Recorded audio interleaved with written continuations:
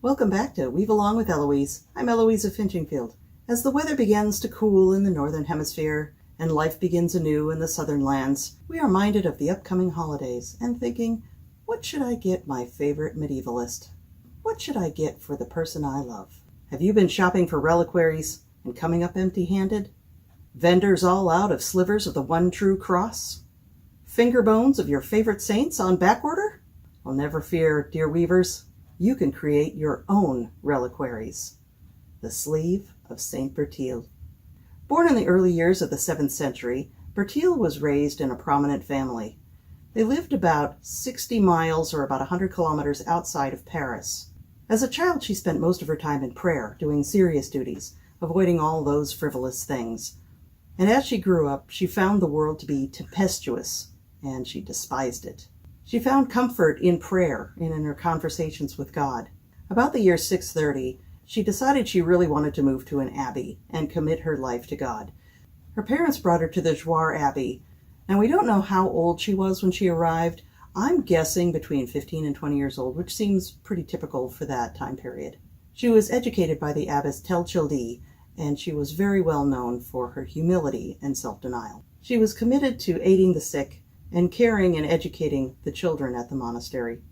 When Chelles Abbey was founded, with the tremendous support from Queen Bathilda in 646, Sister Bertille was chosen to be its first abbess. 20 years later, that same queen retired from service after her son took the throne and retired to the abbey, where she lived until her death in 680. Abbess Bertille herself passed away in 692, and they were both buried at the abbey. About 200 years later, both of them had been canonized as saints. St. Bertille's feast day is November 5th, which is coming up pretty quickly. Among the textiles, there were at least 3 tablet woven pieces that were found there. In the 9th century, their garments had been moved and were put on display for passing pilgrims, which was a very popular thing in the 9th century. This continued on for several hundred years during the Crusades. Throughout the era of the Crusades, pilgrims would stop by a number of abbeys and monasteries to view the relics. During the French Revolution, the textiles were moved again to avoid them being completely destroyed. And in the process, the textiles were kind of jumbled up and rolled into a ball, so we don't really know whose pieces were whose, but we're making a pretty good guess. Despite the rough handling, the fragments held up remarkably well, and you can see an enormous amount of detail on them.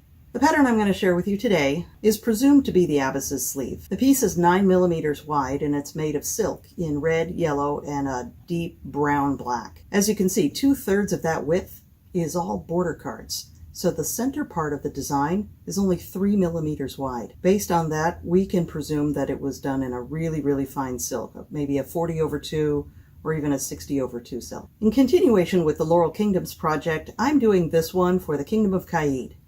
Now, the Kingdom of Caid was formed in 1978, and it comprises Southern California, Southern Nevada, which includes Las Vegas, and Hawaii. Now, that sounds like a pilgrimage I'd be on board for. Their traditional colors are blue and white, but it also has some yellow in the banner. There's a crown, and there's a laurel wreath, and those are gold. So I'm thinking I'm going to go ahead and use all 3 of those colors in my woven design. As a side note, I just want to thank everybody for joining me in the last few days. I've been absolutely floored by the number of subscribers that have joined in the last week or so. I'm thrilled to have so many fiber artists and weaving enthusiasts to join. Whether you're coming to learn new patterns or just get inspiration for creating whatever you create, I am so happy that you're here, and I'm honored. So this pattern requires 16 cards, so grab those and grab your loom and let's get to work. We are ready to start warping up our loom. I have got my 2 colors of thread in my Lazy Kate. I will swap out one of the colors when it gets to that point because I don't know where that 3rd dowel is still. I've got my 16 cards. These are cards that were 3D printed by my husband. I've marked where A is so that I keep them all organized and straight. So I'll set those aside there. I've got my sharp scissors. Remember, you always need a pair of sharp scissors. And I have the pattern, which I will provide for you on the side here somewhere so that you can follow along. There is going to be a link down below for my blog, which has this pattern in it, so you can copy it and print it yourself. One thing I will point out quickly is on this pattern. You can see on the bottom row there's S and Z. S and Z denotes which direction the thread will go through the card. S will go through the left side of the card and Z will go through the right side of the card. Now, this is of course supposing that your cards are labeled in a clockwise rotation and you will face your cards to the right. So let's start warping up. I've got my threads loaded up in my Lazy Kate, so I'm going to grab the yellow. I start with a nice long tail, 4 or 5 inches, and I pinch that on that first peg. So we'll go to the back peg. Now each one of these inkle looms was designed a little bit differently, so it will warp a little bit differently.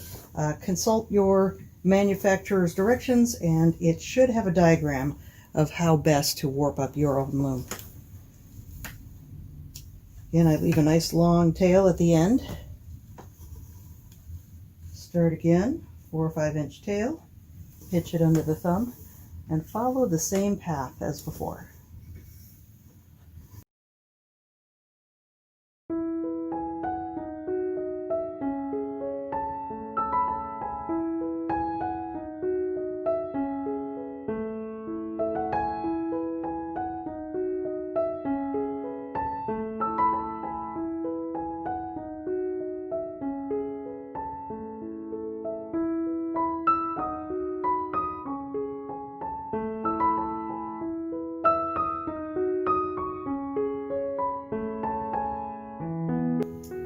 That's the 4th thread. So you take card number 1,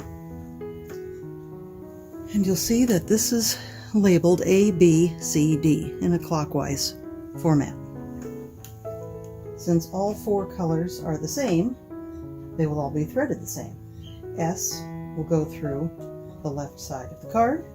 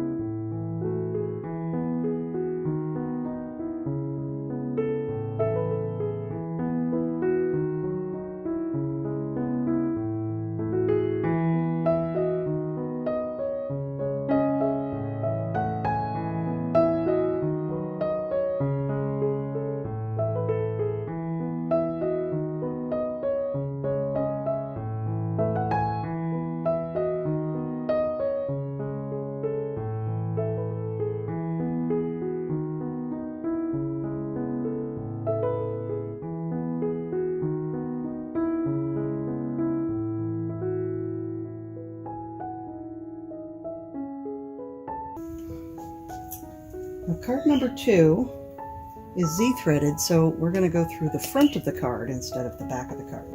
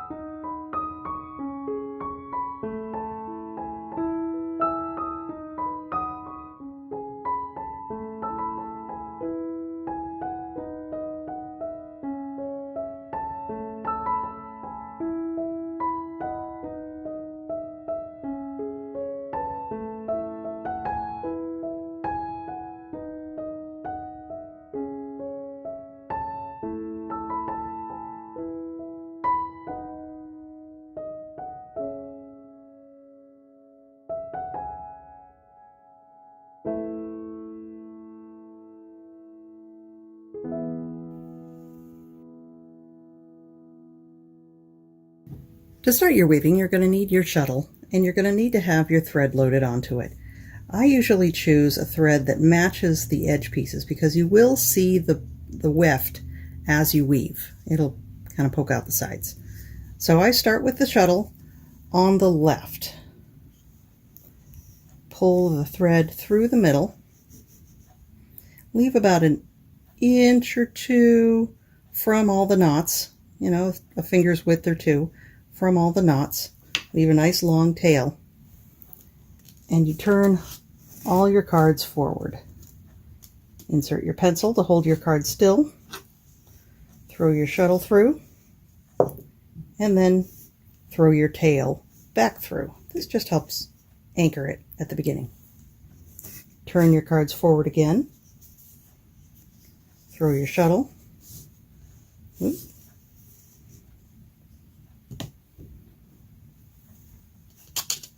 Turn the cards again. Put your pencil in. I'm just checking to see where the A is on the cards.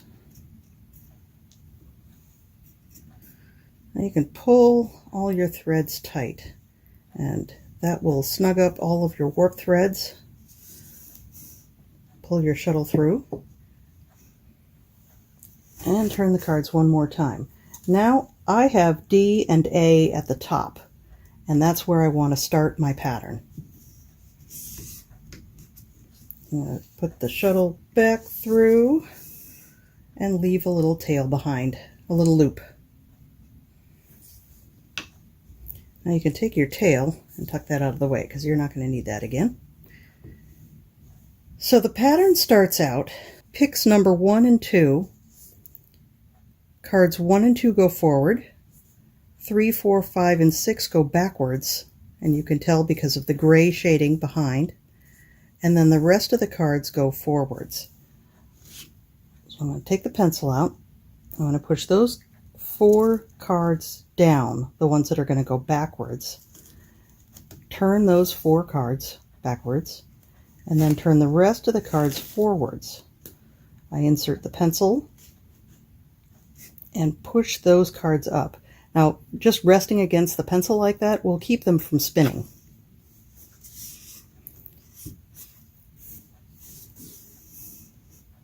Leave a loop behind and turn the cards again in the same direction.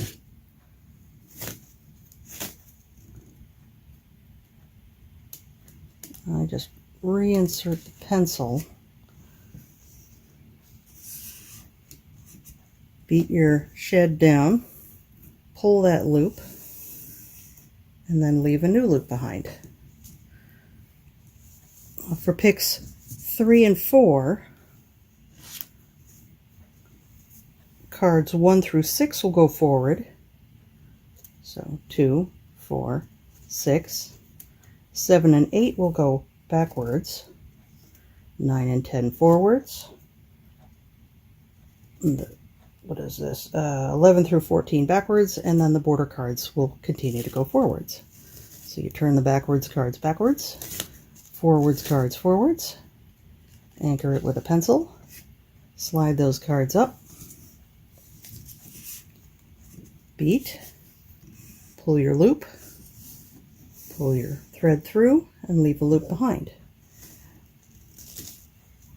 Repeat.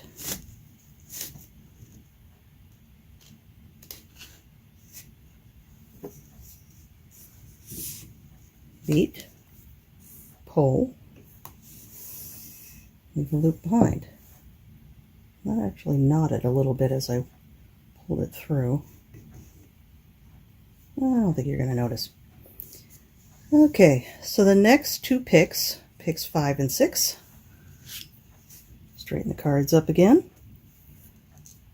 Border cards go forward, the next 4 back, 2 forward, 2 back, and the rest forward. Turn backwards card backwards, forwards cards forwards.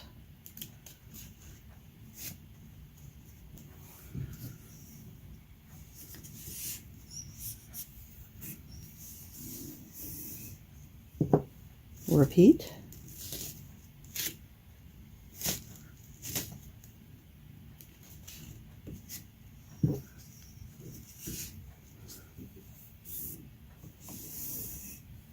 and then take a slore petit. This is an important step. Delicious. All right, pick 7 and 8. Those four go forward, and the rest, except for the border card on the end, go backwards.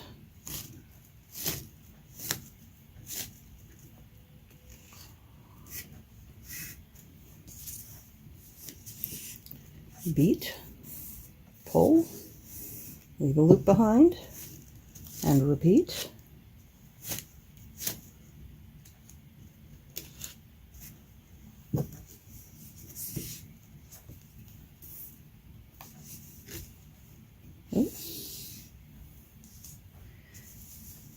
And then picks 9 and 10 are the same thing.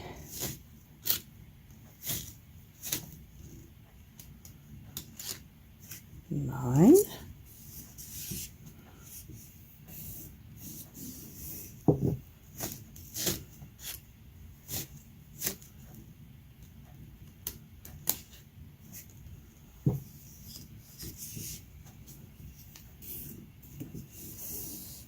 Ten. I'll pick 11 and 12 are slightly the reverse, because now we're making the little, I don't know what you call this, a clover maybe, on the other side.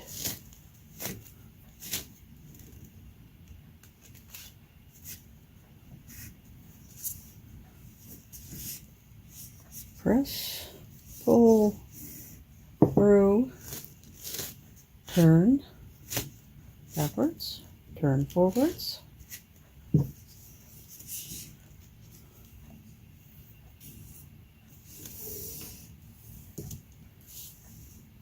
Picks 13 and 14, same thing.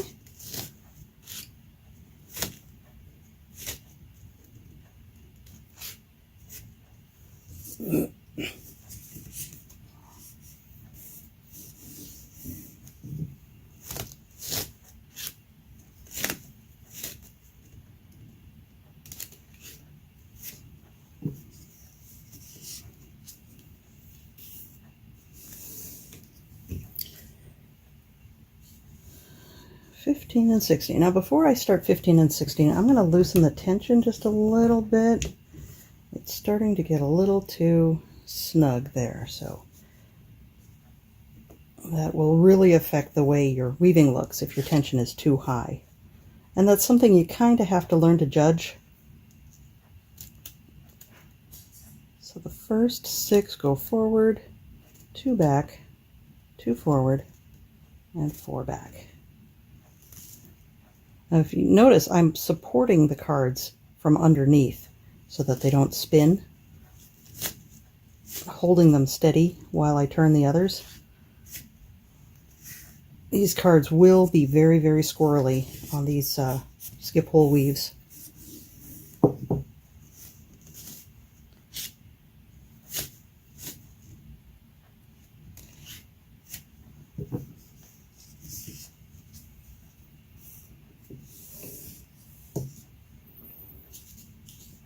$17 and $18.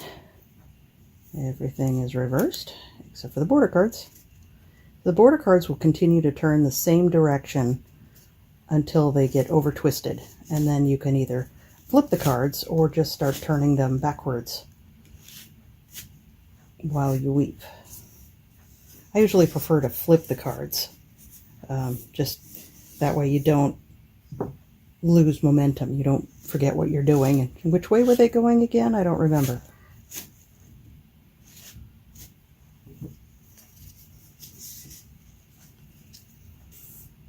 Oops. And a knot formed.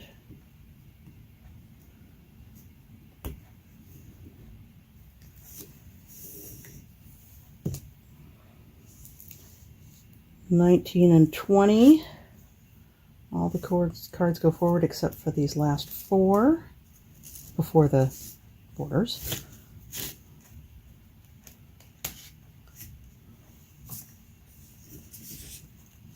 Beat, pull the loop, leave a loop behind, repeat.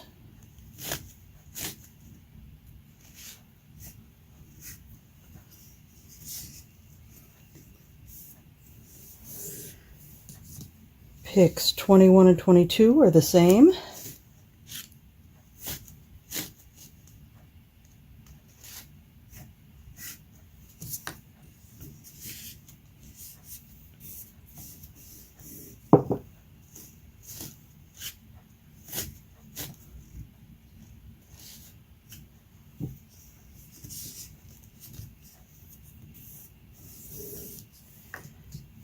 And then picks 23 and 24 are the 2 forward, 4 back, and the rest forward.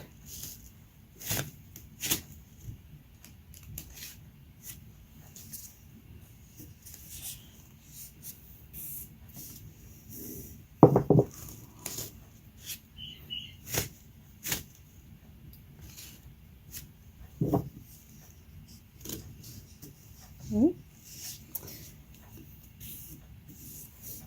And that is the end of the repeat. Then you start at the row 1 again, and pick 1, and you work your way forward again.